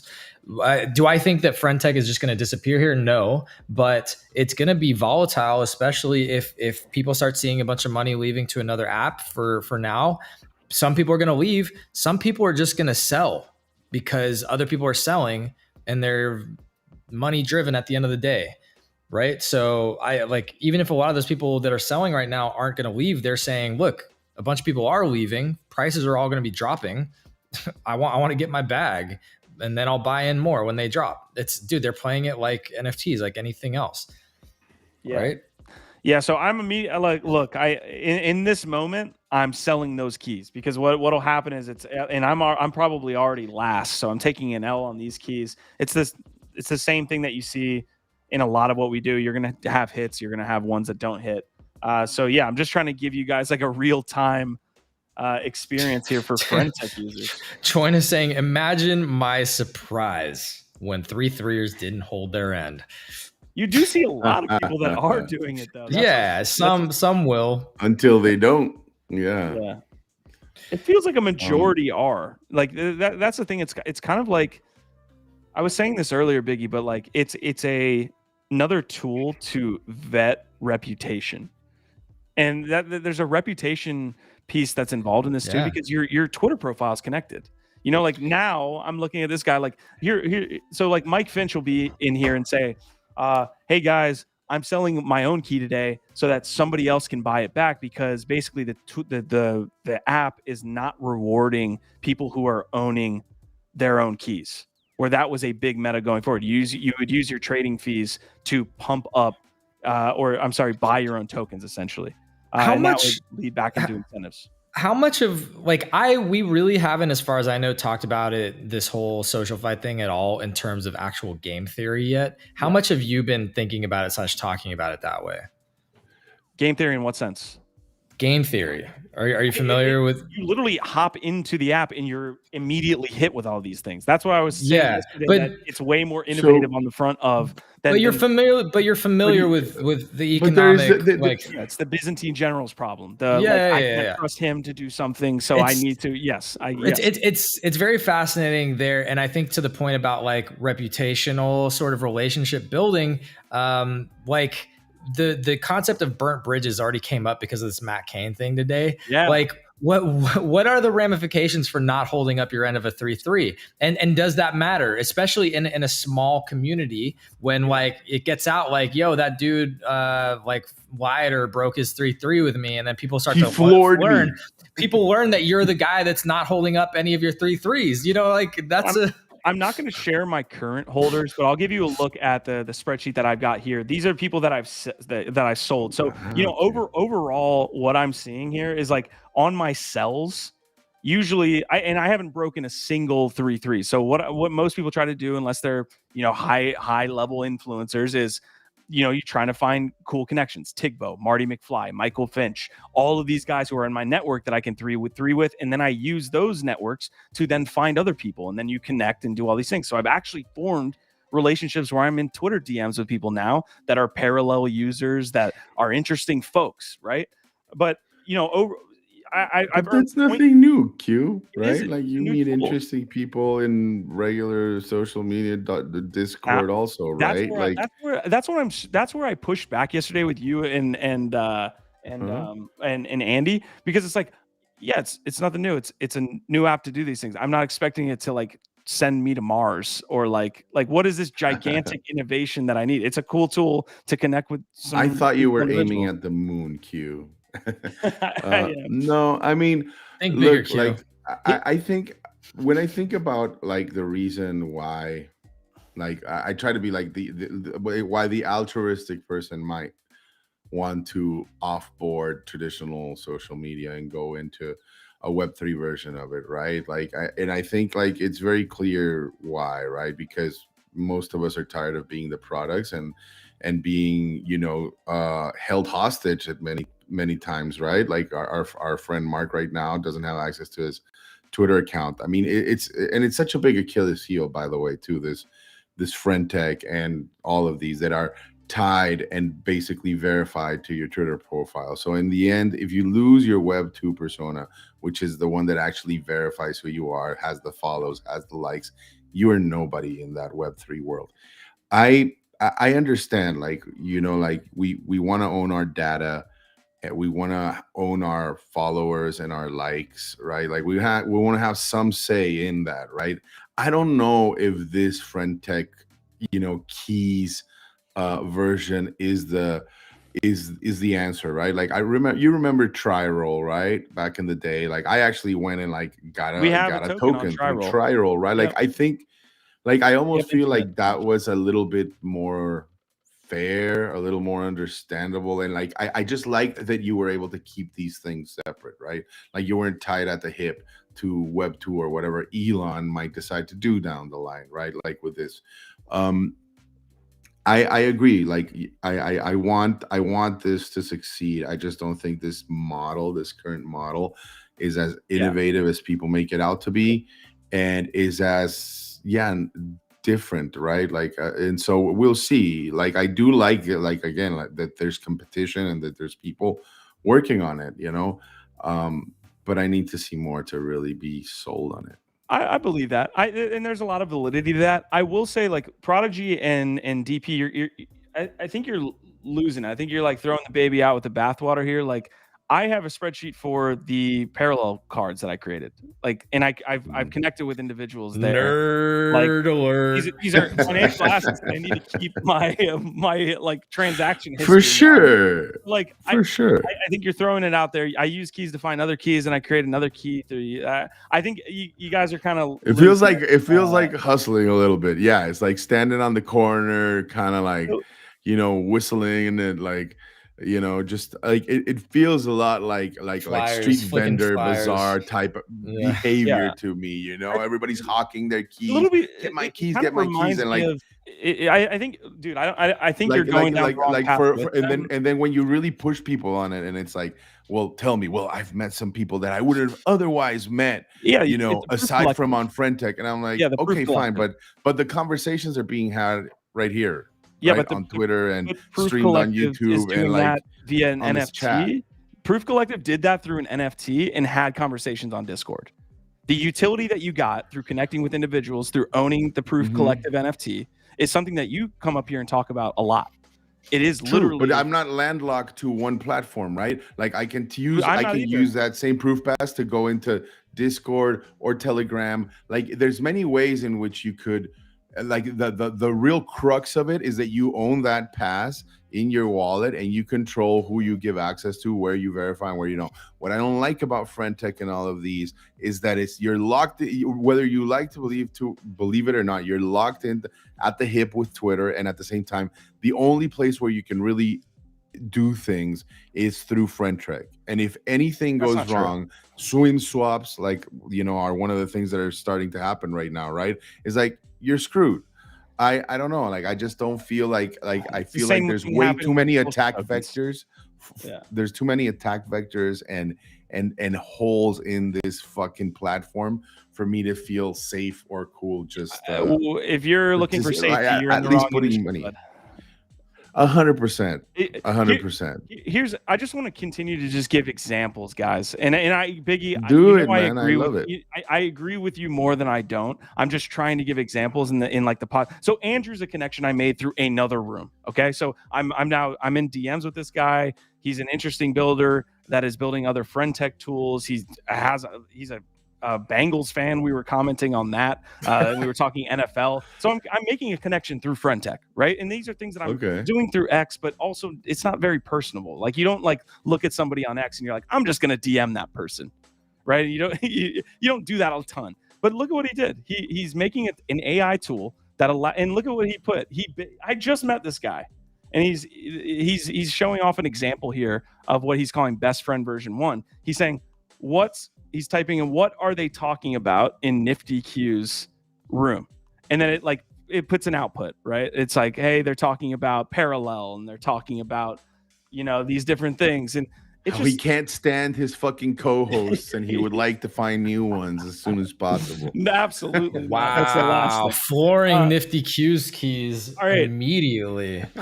We did have Sonny Black in here earlier, and it looks like we do have Easy and Crypto Choina who are also on Friendtech. So if you all want to chime in, do so. We are going to leave here relatively shortly, like in the next 2 minutes. I do want to share this one more time because what I've learned, again, if you're interested in Friendtech, what I've learned is everybody below this black is not a 3-3er. So it's somebody I bought and basically never 3-3'd me back. I thought they would, and then maybe they sold a token. I was waiting for them to pump back up so that I could Do they have a name? Are they 3 zeros? Are they 0 3ers? You can see here some of my biggest bets have done pretty well. Like I'm up 0.3 on 0.3 ETH on 2 individuals basically. So they're the primary here.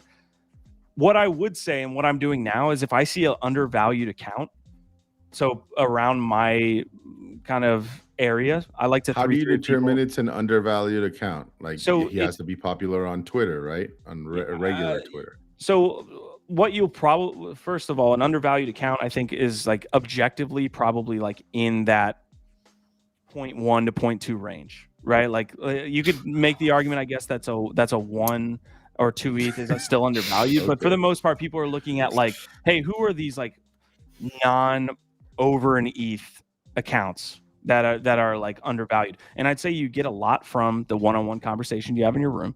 So you talk to somebody and say, hey, I'm looking for somebody that's undervalued, and you say, hey, Nifty Q is undervalued because he's below 0.1. He has his own, YouTube network. He has this connect. I like the people in his room. He's talking about some interesting things. He's just not being an inactive person. But he's a Cowboys fan. I have to minus some points for that one. So here's again my example, and this is more for the experienced people that are looking to see it. I would buy 2 of some undervalued accounts. So that's what I've started doing is I've experienced, like I wish I bought more of Marty's key, for example. Like there's the social aspect again. Like if I had bought 2 of Marty's keys, I could actually profit off this one of these gigantic percentage increases and not break my 3-3 with him, because it doesn't add to your defection score, which people are looking at saying, oh, if someone has a really high defection score, they're an asshole. Yeah, it's very similar to when you buy NFTs. If you can buy 2, buy 2, because you can flip one and keep the one that you love and still be in the collection that you love. It's very similar. But everybody at some point wants to defect, right? Like there's not everybody. That's because you're making trading fees, right? So like the game theory on this is if you get up to an ETH or 2, the simple trading of your key starts to generate massive trading fees. I'm only at 0.07, right? And I've generated 0.2 in ETH fees. So Q, let me ask you, because like when originally this started picking up, like, and I started listening in, like people were mentioning things like OnlyFans, right? Like coming in, like being good follows or buying the keys or whatever. I'm like, I don't know, like for me, like I always thought like that was the alpha, right? It's like that's the undervalued accounts, like looking for whether it's Bored Apes or punks or people with a certain level of following and engagement on Twitter, and like hunting them down and finding the ones that have yet to join and either trying to cajole them to join and getting ready to front run everybody and buy the key right then and there, or like you said, people that might have joined already but haven't made a lot of waves, but that have that follower count on traditional Twitter, and hopefully like these people are going to come in and buy their keys. Like that was the way I saw it, right? Like originally, I would have not considered somebody that has a particular price range as undervalued. Like I would judge undervalued as like lots of followings in Web 2. But still not recognized on Friendtech. So I will say I probably spoke too soon there. I'm looking for undervalued accounts that are in my range. So for example, my key is worth 0.06. So I'm looking for somebody that I can 3-3 with so that it benefits my room as well. Right? So yeah, you're somebody like Andrew who's around my price range, who I feel is undervalued based on the comments that I'm getting from other people I'm connected with. Well, these are two different strategies though, too. Like Q, you're very much focused on authentic Building social, like community.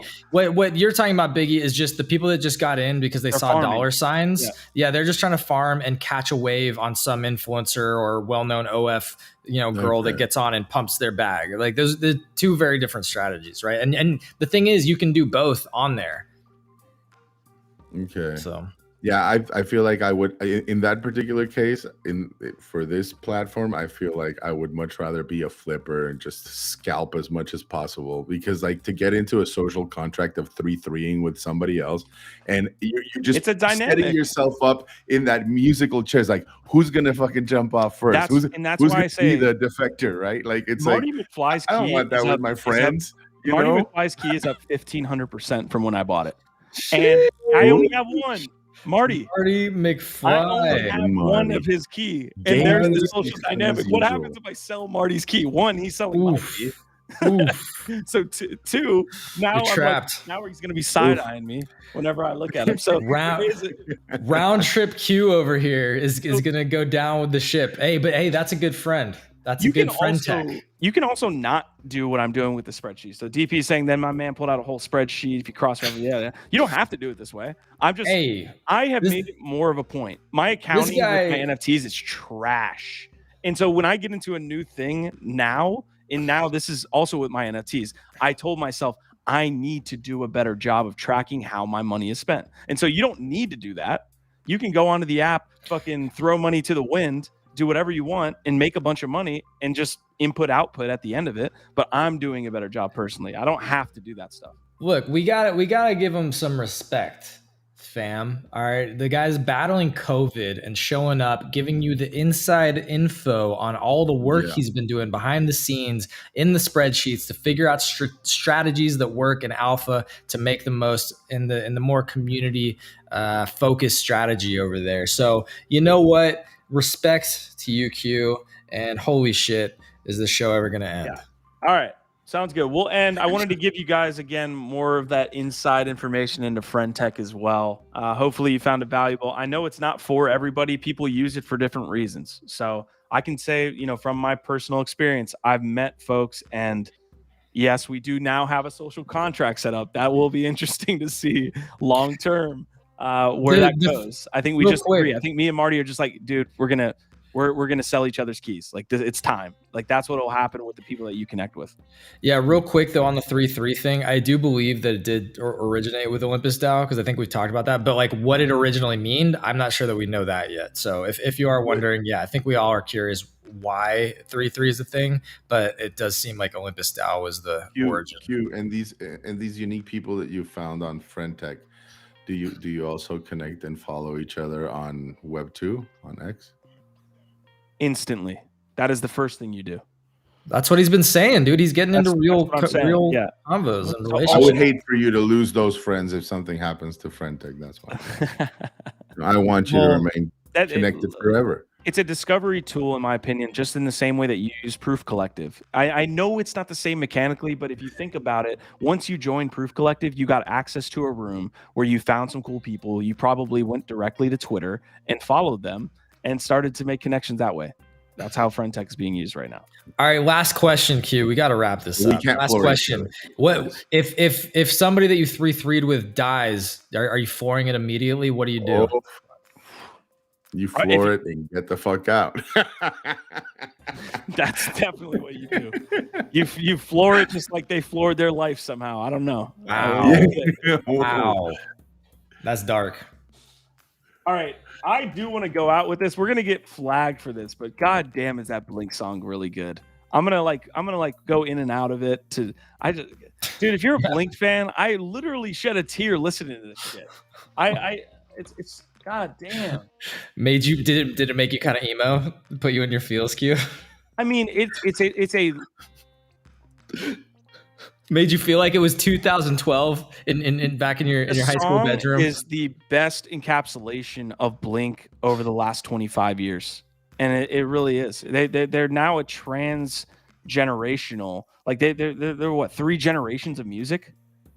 Yeah, and look, I'm so glad that the GM Web3 morning show and my music curation was able to give you this experience. If you don't know, we also curate music on GM Web3. But yeah, down to play it, and also shout out Flocky over here. Great having you. An hour and 50 minutes. Biggie Poppins, Gifdead. I'm Nifty Cute, guys. Fucking amazing, man. I mean, I know it was a long episode. I appreciate all of y'all. Let's go around the circle, man. Let's go around the try. Yo, Flocky's got a story over here. We got to get into that one Flocky. day. Yeah, man. Good to meet you. Like, way to lead. Welcome to the Web3 NFT live show, dude. You're always welcome here. We are a fun bunch of people. What's up, Marty? So happy to have you. Is that Butterworth? Is that Jimmy? It's gotta be Jimmy. Yeah, because we haven't seen Marty in the chat, so it's Marty. All right. Love you. Biggie, appreciate you, bro. Thanks for hopping on again. Thank you. OVOT fam. We'll see you soon again. Shrapnel's on tomorrow. Tune in. Gifdead, you got any last words? Yeah, we got to promote Shrapnel. That's going to be a big show tomorrow on both GM Web3 and here. Our Vibe, Our Tribe. Look out for the rehash. OVOT, baby. All right, Blink, take it away.